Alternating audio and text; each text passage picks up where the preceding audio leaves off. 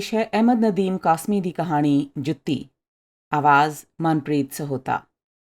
करमू एक कव्वाल पार्टी ਵਿੱਚ ਸਾਲਾਂ ਬੱਧੀ ਤਾੜੀ ਮਾਰ-ਮਾਰ ਕੇ ਤਾਨ ਦਿੰਦਾ ਰਿਹਾ। ਫੇਰ ਆਵਾਜ਼ ਲਾਉਣੀ ਵੀ ਸਿੱਖ ਗਿਆ। ਪਿੱਛੋਂ ਤੋਂ ਅੱਗੇ ਆ ਗਿਆ ਤੇ ਵੱਡੇ ਕव्ਵਾਲ ਦੇ ਗੋਡੇ ਨਾਲ ਗੋਡਾ ਜੋੜ ਕੇ ਬਹਿਣ ਲੱਗਾ ਤੇ ਵੱਡੇ ਕव्ਵਾਲ ਨੂੰ ਇਹ ਚਿੰਤਾ ਸਤਾਉਣ ਲੱਗੀ ਕਿ ਕਿਤੇ ਉਹ ਉਸ ਤੋਂ ਅੱਗੇ ਨਾ ਵੱਧ ਜਾਏ। ਇਸ ਲਈ ਉਹਨੇ ਕਰਮੂ ਨੂੰ ਚੱਲਦਾ ਕਰ ਦਿੱਤਾ। ਕਰਮੂ ਦੀ ਆਵਾਜ਼ ਤਾਂ ਆਮ ਜਿਹੀ ਸੀ, ਪਰ ਉਹਨੇ ਕव्ਵਾਲੀ ਦੇ ਗੁਰ ਸਿੱਖ ਲਏ ਸਨ ਤੇ ਉਹ ਵਾਜੇ ਦੀ ਆਵਾਜ਼ ਵਿੱਚ ਆਪਣੀ ਆਵਾਜ਼ ਨੂੰ ਲੁਕਾ ਲੈਣ ਦੀ ਮੁਹਾਰਤ ਹਾਸਲ ਕਰ ਚੁੱਕਾ ਸੀ। ਉਹਨੇ ਆਪਣੀ ਕव्ਵਾਲ ਪਾਰਟੀ ਬਣਾ ਲਈ ਤੇ ਉਰਸਾਂ, ਮੇਲਿਆਂ ਤੇ ਵਿਆਹ ਸ਼ਾਦੀਆਂ ਵਿੱਚ ਗਾਉਂਦਾ ਰਿਹਾ ਤੇ ਆਪਣੇ 3 ਬੱਚਿਆਂ ਨੂੰ ਪੜ੍ਹਾਉਂਦਾ ਰਿਹਾ। ਅਸਲ ਵਿੱਚ ਉਹਨੂੰ ਵੱਡੇ ਕव्ਵਾਲ ਦੇ ਨਾਲ ਵੱਡੇ-ਵੱਡੇ ਸ਼ਹਿਰਾਂ ਵਿੱਚ ਜਾਣ ਦਾ ਮੌਕਾ ਮਿਲਿਆ ਸੀ। ਉਹਨੇ ਮਹਿਸੂਸ ਕੀਤਾ ਸੀ ਕਿ ਜੇਕਰ ਉਹਨੇ ਬੱਚਿਆਂ ਨੂੰ ਸਿੱਖਿਆ ਨਾ ਦਿੱਤੀ ਤੇ ਉਹ ਵੀ ਉਸੇ ਵਾਂਗ ਉਹਦੇ ਪਿਓ ਦਾਦੇ ਵਾਂਗ ਢੋਲ ਢਮੱਕੇ ਵਜਾਉਂਦੇ ਜਾਂ ਕव्ਵਾਲਾਂ ਦੇ ਪਿੱਛੇ ਬਹਿ ਕੇ ਤਾੜੀਆਂ ਮਾਰਦੇ ਫਿਰਨਗੇ। ਉਹਨਾਂ ਦੀਆਂ ਵਰਾਛਾਂ ਵੀ ਉਹਦੇ ਵਾਂਗ ਜਾਂ ਉਹਦੇ ਪਿਓ ਵਾਂਗ ਢਿੱਲੀਆਂ ਹੀ ਰਹਿਣਗੀਆਂ। ਜਦੋਂ ਉਹਨੇ 3 ਬੱਚਿਆਂ ਨੂੰ ਪਿੰਡ ਦੇ ਸਕੂਲ ਵਿੱਚ ਦਾਖਲ ਕਰਵਾਇਆ ਸੀ ਤੇ ਸਾਰਾ ਪਿੰਡ ਹੈਰਾਨ ਰਹਿ ਗਿਆ ਸੀ। ਲੋਕ ਆਖਦੇ ਸਨ, ਬਾਬਾ ਆਦਮ ਦੇ ਅਸਮਾਨ ਤੋਂ ਧਰਤੀ ਤੇ ਉਤਰਨ ਤੋਂ ਲੈ ਕੇ ਹੁਣ ਤੱਕ ਦੇ ਜ਼ਮਾਨੇ ਦਾ ਇਹ ਪਹਿਲਾ ਮਰਾਸੀ ਏ ਜਿਹਨੂੰ ਆਪਣੇ ਬੱਚਿਆਂ ਨੂੰ ਸਿੱਖਿਆ ਦੇਣ ਦੀ ਸੁੱਝੀ ਏ। ਚੌਧਰੀ ਨੇ ਉਹਨੂੰ ਦਾਰੇ ਵਿੱਚ ਸੱਦਿਆ ਤੇ ਝਿੜਕਿਆ, ਉਹ ਸ਼ਰਮ ਕਰ ਕਰਮੂ, ਮਰਾਸੀ ਹੋ ਕੇ ਆਪਣੇ ਬੱਚਿਆਂ ਨੂੰ ਪੜ੍ਹਾਉਣਾ ਹੈ? ਕਿ ਵਿਆਹਾਂ ਵਿੱਚ ਲੋਕੀ ਉਹਨਾਂ ਕੋਲੋਂ ਢੋਲ ਸ਼ਹਿਨਾਈ ਦੀ ਥਾਂ ਕਿਤਾਬਾਂ ਸੁਣਨਗੇ? ਕਿਉਂ ਉਹਨਾਂ ਨੂੰ ਵਿਗਾੜਦਾ ਹੈ? ਕਿਉਂ ਨਾਸ ਮਾਰਦਾ ਆਪਣੇ ਪਿਤਾ ਪੁਰਖੀ ਪੇਸ਼ੇ ਦਾ? ਕਰਮੂ ਇਹ ਸਭ ਕੁਝ ਚੁੱਪ ਕਰਕੇ ਸੁਣਦਾ ਰਿਹਾ। ਫਿਰ ਉਹ ਚੌਧਰੀ ਦੀ ਉਸ ਫਟਕਾਰ ਤੇ ਮੁਸਕਰਾਇਆ। ਉਹਨੇ ਕੁਝ ਕਿਹਾ ਤਾਂ ਬਸ ਇੰਨਾ ਹੀ, ਭਾਗ ਲੱਗੇ ਰਹਿਣ। ਸਾਰੀ ਉਮਰ ਦਾਲ ਖਾਣ ਵਾਲੇ ਦਾ ਇੱਕ ਅੱਧੀ ਵਾਰੀ ਕੁੱਕੜ ਬਟੇਰੇ ਦਾ ਸਲੂਣਾ ਚੱਖਣ ਨੂੰ ਜੀ ਚਾਹੁੰਦਾ ਹੀ ਏ। ਕਰਮੂ ਨੇ ਕव्ਵਾਲੀ ਦੇ ਨਾਂ ਤੇ ਚੀਕਾਂ ਮਾਰ-ਮਾਰ ਕੇ ਪੈਸਾ ਜੋੜਿਆ ਸੀ ਤੇ ਬੱਚਿਆਂ ਨੂੰ ਇਸ ਤਰ੍ਹਾਂ ਪੜ੍ਹਾਇਆ ਕਿ ਉਹ ਗਰਮੀਆਂ ਦੀਆਂ ਛੁੱਟੀਆਂ ਵਿੱਚ ਘਰ ਆਉਂਦੇ ਸਨ ਤੇ ਮਰਾਸੀ ਦੀ ਔਲਾਦ ਲੱਗਦੇ ਹੀ ਨਹੀਂ ਸਨ। ਫੇਰ ਪਤਾ ਨਹੀਂ ਉਹ ਕੀ ਪੱਟੀ ਪੜ੍ਹ ਕੇ ਆਉਂਦੇ ਸਨ ਕਿ ਮਰਾਸੀ ਦੇ ਪੁੱਤਰ ਹੋਣ ਤੇ ਸ਼ਰਮਿੰਦੇ ਵੀ ਨਹੀਂ ਸਨ। ਕਹਿੰਦੇ ਸਨ, ਠੀਕ ਏ, ਅਸੀਂ ਕਰਮੂ ਮਰਾਸੀ ਦੇ ਪੁੱਤਰ ਹਾਂ, ਪਰ ਚੌਧਰੀ ਵਾਂਗ ਸਾਡੀ ਪੀੜ੍ਹੀ ਵੀ ਤਾਂ ਬਾਬਾ ਆਦਮ ਨਾਲ ਮਿਲਦੀ ਏ। ਫਿਰ ਉਹ ਮੁੰਡੇ ਲਾਹੌਰ, ਕਾਲਾ ਸ਼ਾਹ ਕਾਕੂ ਤੇ ਫੈਸਲਾਬਾਦ ਵੱਲ ਮਿਲਾਂ ਵਿੱਚ ਕੰਮ ਕਰਨ ਲੱਗੇ ਤੇ ਪਿਓ ਨੂੰ ਹਰ ਮਹੀਨੇ ਇੰਨਾ ਰੁਪਈਆ ਘੱਲਣ ਲੱਗੇ ਕਿ ਕਰਮੂ ਆਪਣੀ ਕव्ਵਾਲ ਪਾਰਟੀ ਤੋੜ ਕੇ ਆਪਣੇ ਪਿੰਡ ਰਹਿਣ ਲੱਗਿਆ। ਸਾਫ਼ ਸੁਥਰੇ ਕੱਪੜੇ ਪਾਉਣ ਤੇ ਖੈਰਾਤ ਵੀ ਦੇਣ ਲੱਗ ਪਏ। ਫਿਰ ਇੱਕ ਸਾਲ ਜ਼ਕਾਤ ਵੀ ਦਿੱਤੀ। ਚੌਧਰੀ ਨੇ ਇਹ ਸੁਣਿਆ ਤੇ ਉਹ ਇੰਨਾ ਹੱਸਿਆ ਕਿ ਉਹਦੀਆਂ ਅੱਖਾਂ ਵਿੱਚੋਂ ਪਾਣੀ ਵਗਣ ਲੱਗਾ। ਹਰਾਮ ਦੀ ਔਲਾਦ, ਉਹਨੇ ਕਿਹਾ, ਕਮੀਨਾ ਕਿਸੇ ਥਾਂ ਦਾ।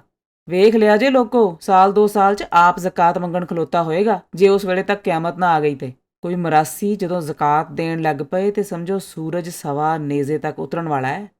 ਤੇ ਚੌਧਰੀ ਫਿਰ ਇਸ ਤਰ੍ਹਾਂ ਹੱਸਣ ਲੱਗਾ ਜਿਵੇਂ ਰੋ ਰਿਹਾ ਹੋਵੇ।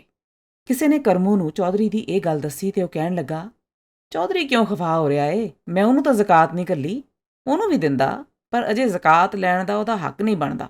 ਹੌਲੀ-ਹੌਲੀ ਹੱਕਦਾਰ ਹੋ ਜਾਏਗਾ, ਜ਼ਮਾਨਾ ਬਦਲ ਰਿਹਾ ਏ। ਜਿਨ੍ਹਾਂ ਲੋਕਾਂ ਨੇ ਕਰਮੂ ਨੂੰ ਚੌਧਰੀ ਦੀ ਗੱਲ ਦੱਸੀ ਸੀ, ਉਹਨਾਂ ਚੌਧਰੀ ਨੂੰ ਕਰਮੂ ਦੀ ਗੱਲ ਦੱਸਣਾ ਵੀ ਜ਼ਰੂਰੀ ਸਮਝਿਆ। ਉਸ ਵੇਲੇ ਚੌਧਰੀ ਸ਼ਰਬਤ ਪੀ ਰਿਹਾ ਸੀ। ਇਹ ਗੱਲ ਸੁਣਦਿਆਂ ਹੀ ਉਹਨੂੰ ਹੁੱਥੂ ਆ ਗਿਆ ਤੇ ਸ਼ਰਬਤ ਉਹਦੇ ਨੱਕ 'ਚੋਂ ਵਗ ਗਿਆ। ਫੇਰ ਇੱਕ ਦਿਨ ਕਰਮੂ ਗਲੀ 'ਚ ਬੈਠਾ ਗੱਪਾਂ ਮਾਰ ਰਿਹਾ ਸੀ। ਗੱਲਾਂ-ਗੱਲਾਂ 'ਚ ਕਹਿਣ ਲੱਗਾ, ਮੈਂ ਮਰਾਸੀ ਹਾਂ, ਪਰ 3 ਬਾਊਆਂ ਦਾ ਪਿਓ ਵੀ ਹਾਂ। ਇਸ ਲਈ ਮੇਰਾ ਜੀ ਕਰਦਾ ਏ ਇੱਥੇ ਗਲੀ 'ਚ ਬਹਿਣ ਦੀ ਬਜਾਏ ਇੱਕ ਪੱਕੀ ਬੈਠਕ ਬਣਵਾ ਲਵਾਂ।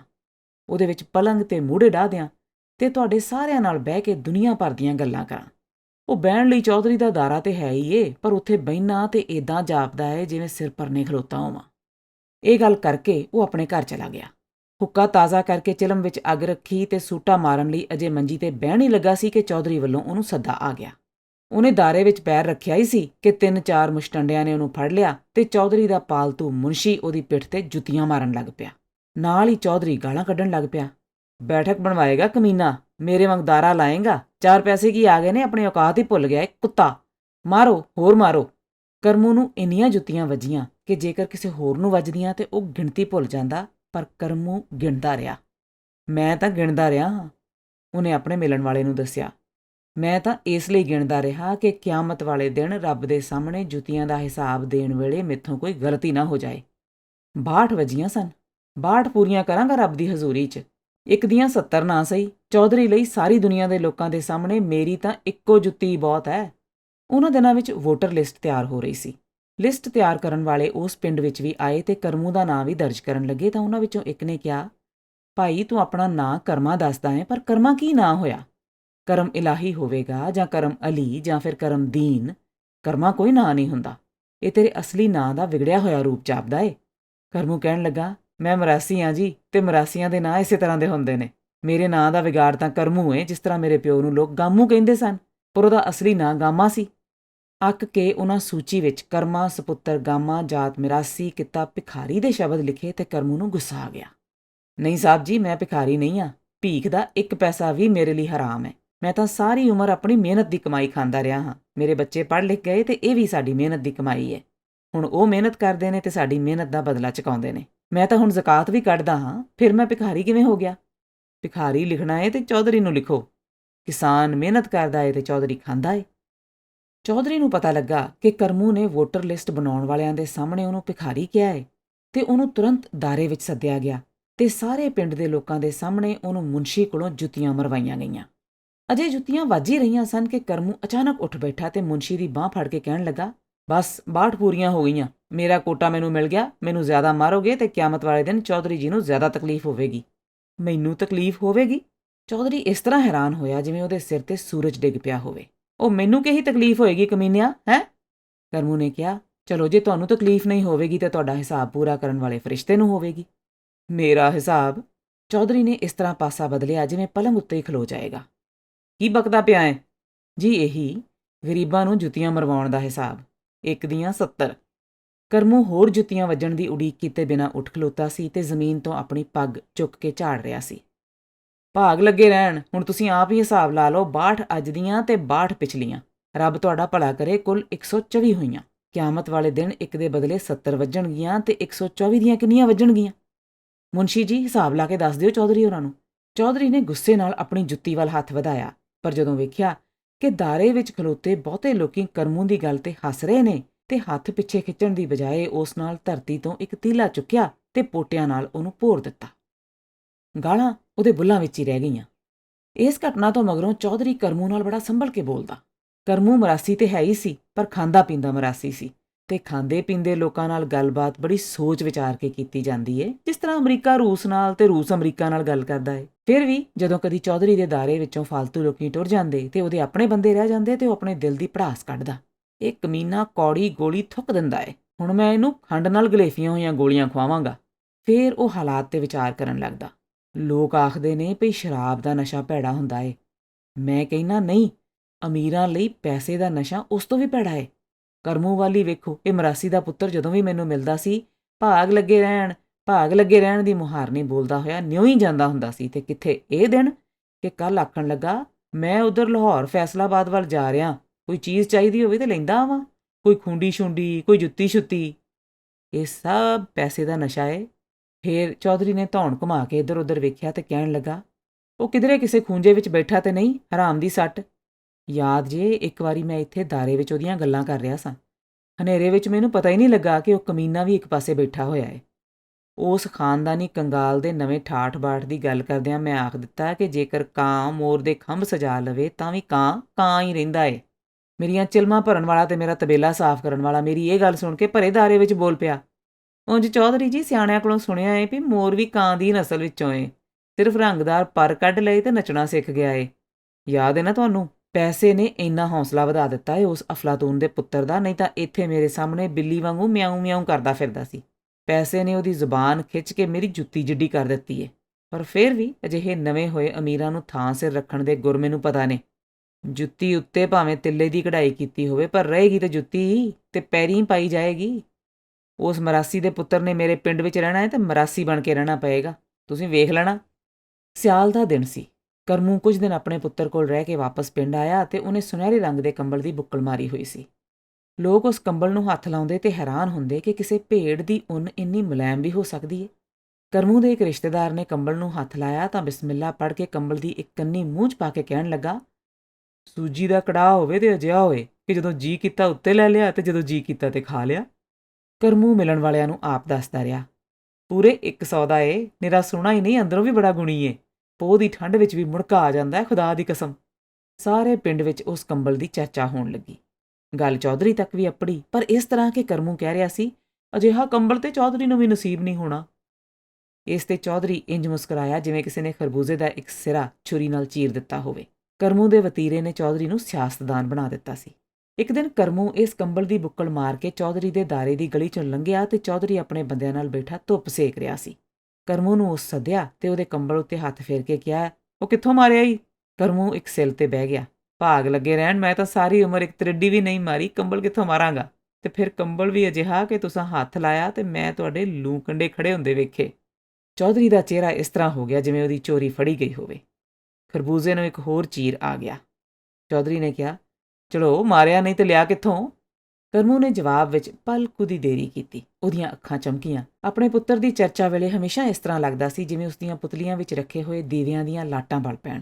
ਕਾਲਾ ਸ਼ਾਹ ਕਾਕੂ 'ਚ ਮੇਰਾ ਪੁੱਤਰ ਹੈ ਨਾ, ਸਰਫਰਾਜ਼। ਆਹੋ ਸਰਫਾ। ਚੌਧਰੀ ਨੇ ਕਰਮੂ ਦੀ ਗਲਤੀ ਸੁਧਾਰੀ। ਹਾਂਜੀ ਉਹੀ ਸਰਫਰਾਜ਼। ਕਰਮੂ ਨੇ ਆਪਣੀ ਗਲਤੀ ਦੀ ਸੋਧ ਵੱਲ ਕੋਈ ਧਿਆਨ ਨਾ ਦਿੱਤਾ। ਉਹ ਆਖਣ ਲੱਗਾ, ਬਾਬਾ ਇਸ ਵਾਰੀ ਇੱਥੋਂ ਇੱਕ ਚੰਗੀ ਜਿਹੀ ਜੁੱਤੀ ਲੈ ਜਾ। ਮੈਂ ਕਿਹਾ, ਪੁੱਤਰ ਜੁੱਤੀਆਂ ਉਧਰ ਪਿੰਡ ਵਿੱਚ ਬਹੁਤ ਨੇ, ਕੁਝ ਹੋਰ ਲਿਆ, ਕੋਈ ਤੋਹਫਾ। ਉਹ ਇਹ ਕੰਬਲ ਲੈ ਆਇਆ। ਮਲੇਸ਼ੀਆ ਵਿੱਚ ਉਹਦੇ ਕਿਸੇ ਦੋਸਤ ਦਾ ਪਿਓ ਰਹਿੰਦਾ ਏ। ਉਹ ਇਹ ਕੰਬਲ ਆਪਣੇ ਪੁੱਤਰ ਲਈ ਲਿਆਇਆ ਸੀ। ਸਰਫਰਾਜ਼ ਨੇ ਮੇਰੇ ਲਈ ਉਸ ਤੋਂ ਖਰੀਦ ਲਿਆ। ਚੌਧਰੀ ਨੇ ਕਿਹਾ, ਵੇਖ ਕਰਮੂ, ਜੇਕਰ ਮੈਂ ਕਿਹਾ ਕਿ ਮੈਨੂੰ ਇਹ ਕੰਬਲ ਚਾਹੀਦਾ ਏ ਤਾਂ ਤੇ ਲੈ ਲਓ ਨਾ, ਭਾਗ ਲੱਗੇ ਰਹਿਣ। ਕਰਮੂ ਨੇ ਤੁਰੰਤ ਜਵਾਬ ਦਿੱਤਾ। ਸਰਫਰਾਜ਼ ਪੁੱਛੇਗਾ ਤੇ ਕਹਿ ਦਿਆਂਗਾ ਚੋਰ ਲੈ ਗਏ। ਚੌਧਰੀ ਨੇ ਕਰਮੂ ਦੀ ਗੱਲ ਨੂੰ ਹਾਸੇ ਵਿੱਚ ਗਵਾਉਣਾ ਚਾਹਿਆ, ਪਰ ਸਾਫ਼ ਪਤਾ ਲੱਗਦਾ ਸੀ ਕਿ ਇਸ ਹਾਸੇ ਦਾ ਫੇਫੜਿਆਂ ਨਾਲ ਕੋਈ ਸੰਬੰਧ ਨਹੀਂ ਸੀ। ਫਿਰ ਵੀ ਉਹ ਇੱਕਦਮ ਗੰਭੀਰ ਹੋ ਕੇ ਬੋਲਿਆ, ਇਹਦਾ ਕੀ ਲਏਗਾ? ਕੁਝ ਵੀ ਨਹੀਂ, ਭਾਗ ਲੱਗੇ ਰਹਿਣ। ਕਰਮੂ ਦੀ ਆਵਾਜ਼ 'ਚ ਬੜੀ ਬੇਪਰਵਾਹੀ ਸੀ, ਬੜਾ ਠਰਮਾ ਸੀ। ਪਰ ਮੈਂ ਮੁਫਤ ਨਹੀਂ ਲਵਾਂਗਾ, ਚੌਧਰੀ ਨੇ ਕਿਹਾ। ਇਹ ਸਾਡੀ ਖਾਨਦਾਨੀ ਆਦਤ ਹੈ ਕਿ ਅਸੀਂ ਮੁਫਤ ਚੀਜ਼ਾਂ ਦਿੰਦੇ ਹਾਂ, ਲੈਂਦੇ ਨਹੀਂ। ਤੂੰ ਤਾਂ ਜਾਣਦਾ ਹੀ ਏ, ਤੈਨੂੰ ਤੇ ਉਮਰ ਭਰ ਦਾ ਤਜਰਬਾ ਏ। ਹਾਂਜੀ, ਕਰਮੂ ਨੇ ਕਿਹਾ, ਪਰ ਕਦੀ-ਕਦੀ ਲੈਣ ਵਾਲੇ ਤੇ ਦੇਣ ਦਾ ਵੇਲਾ ਵੀ ਆ ਜਾਂਦਾ ਏ। ਲੈ ਲਓ ਨਾ, ਸਰਫਰਾਜ਼ ਮੈਨੂੰ ਹੋਰ ਘੱਲ ਦੇਵੇਗਾ। ਨਹੀਂ ਕਰਮੂ, ਚੌਧਰੀ ਬੋਲਿਆ, ਤੂੰ ਸਾਡਾ ਮਰਾਸੀ ਏ। ਤੇਰੇ ਪਿਓ ਦਾਦੇ ਨੇ ਸਾਡੇ ਬਜ਼ੁਰਗਾਂ ਦੀਆਂ ਜੁੱਤੀਆਂ ਝਾੜੀਆਂ ਨੇ। ਮੰਗ ਕੀ ਮੰਗਦਾ ਇਸ ਕੰਬਲ ਦਾ? ਸਰਫੇ ਨੇ ਤੈਨੂੰ ਦੱਸਿਆ ਤਾਂ ਹੋਣਾ ਹੀ ਏ ਵੀ ਇਸ ਕੰਬਲ ਦੇ ਕਿੰਨੇ ਰੁਪਈਏ ਦਿੱਤੇ ਸਨ। ਹਾਂਜੀ, ਸਰਫਰਾਜ਼ ਨੇ ਦੱਸਿਆ ਤਾਂ ਸੀ। ਕਰਮੂ ਦੀ ਆਵਾਜ਼ 'ਚ ਯੋਜਨਾ ਬਣਾਉਣ ਦੀ ਡੂੰਘਾਈ ਸੀ। ਫਿਰ ਉਹ ਇੱਕ ਨਿਰਣੇ 'ਤੇ ਪਹੁੰਚ ਕੇ ਮੁਸਕਰਾਉਂਦਾ ਹੋਇਆ ਬੋਲਿਆ, ਕੰਬਲ ਦੂਜੇ ਦੇਸ਼ ਦਾ ਏ ਨਾ ਜੀ। ਮੈਂ ਆਖਿਆ ਵੀ ਸੀ ਸਰਫਰਾਜ਼ ਨੂੰ ਭਈ ਇੰਨੀਆਂ ਫਜ਼ੂਲ ਖਰਚੀਆਂ ਨਾ ਕਰਿਆ ਕਰ। ਕਹਿਣ ਲੱਗਾ, ਕੋਈ ਵੀ ਚੀਜ਼ ਮੇਰੇ ਬਾਪ ਦੇ ਆਰਾਮ ਨਾਲੋਂ ਮਹਿੰਗੀ ਨਹੀਂ। ਤੁਸੀਂ ਠੀਕ ਆਖਦੇ ਸੀ, ਤਲੀਮ ਨੇ ਮੁੰਡਿਆਂ ਦੇ ਦਿਮਾਗ ਵਿਗਾੜ ਦਿੱਤੇ ਨੇ। ਕੀਮਤ ਕੁਝ ਜ਼ਿਆਦਾ ਹੀ ਏ। ਭਾਗ ਲੱਗੇ ਰਹਿਣ। ਮਤਲਬ ਇੰਨੀ ਜ਼ਿਆਦਾ ਏ ਕਿ ਸਿਰਫ ਮਰਾਸੀ ਦੇ ਸਕਦਾ ਏ ਤੇ ਮੈਂ ਨਹੀਂ ਦੇ ਸਕਦਾ। ਚੌਧਰੀ ਆਪਣਾ ਗੁੱਸਾ ਛੁਪਾਉਣ ਦੇ ਯਤਨ ਦੇ ਬਾਵਜੂਦ ਛੁਪਾ ਨਾ ਸਕਿਆ। ਦੱਸ ਕਿੰਨੇ ਦਾ ਆਇਆ? 50, 100, 200, 300 ਕਿੰਨੇ ਦਾ? 300 ਨਹੀਂ ਜੀ। ਕਰਮੂ ਨੇ ਚੌਧਰੀ ਦੇ ਮੁਨਸ਼ੀ ਵੱਲ ਉਸੇ ਤਰ੍ਹਾਂ ਹੀ ਵੇਖਿਆ ਜਿਸ ਤਰ੍ਹਾਂ ਜੁੱਤੀਆਂ ਮਾਰਨ ਤੋਂ ਪਹਿਲਾਂ ਮੁਨਸ਼ੀ ਨੇ ਕਰਮੂ ਨੂੰ ਵੇਖਿਆ ਸੀ। ਕੁੱਲ 200 ਬਾਠਾਂ ਦਾ ਆਇਆ ਹੈ। ਉਹਨੇ ਪ੍ਰਸ਼ੰਸਾ ਪ੍ਰਾਪਤੀ ਵਾਲੀ ਨਜ਼ਰ ਨਾਲ ਲੋਕਾਂ ਵੱਲ ਝਾਕਿਆ। ਤੇ ਇੰਨੀ ਰਕਮ ਤੇਰੇ ਪੁੱਤਰ ਨੇ ਤਾਰ ਦਿੱਤੀ? ਕਮਾਂਦਾ ਖਾਂਦਾ ਏ ਨਾ, ਰੱਬ ਤੁਹਾਨੂੰ ਭਾਗ ਲਾਏ। ਤੂੰ ਮੇਰੇ ਕੋਲੋਂ 262 ਰੁਪਏ ਲਏਗਾ? ਤੁਸੀਂ 62 ਰਹਿਣ ਦਿਓ, ਉਹਨਾਂ ਦਾ ਹਿਸਾਬ ਫੇਰ ਹੁੰਦਾ ਰਹੇਗਾ। 200 ਦੇ ਦਿਓ। ਉਹ 262 ਵਿੱਚ 62 ਰਲਾ ਕੇ ਕਿਉਂ ਨਾ ਦਿਆਂ?